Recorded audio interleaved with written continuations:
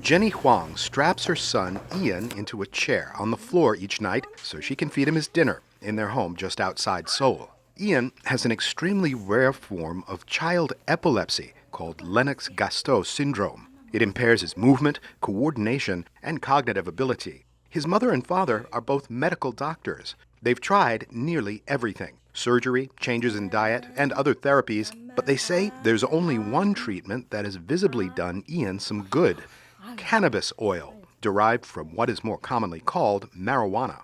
After that oil, we've noticed some difference from his eye contact. It's so most of the times he's been like staring, don't know where he's looking at or what he's thinking. But after that, about 2-3 weeks later, we noticed that he's looking at something. He's looking at me. I can see what he's looking at. It was the first time we ever saw him sitting up from lying down position, and that's really shocking. It was really something. Law enforcement officials have confiscated cannabis oil from Huang in the past, upholding the country's strict ban on marijuana and other drugs. But a recently amended law may help Ian and a very limited group of other South Korean patients receive cannabis-derived treatment. Starting this month, only South Korean patients with Lennox-Gastaut syndrome and Dravet syndrome, a second rare form of epilepsy, will be legally entitled to receive doses of an imported cannabis-derived medicine called Epidiolex.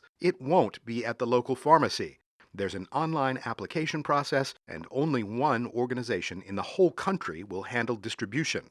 Kang Song-seok is a Christian minister and activist who pushed hard for the amendment of the law. He's with the Korea Medical Cannabis Rights Center, which he describes as the country's only cannabis legalization NGO.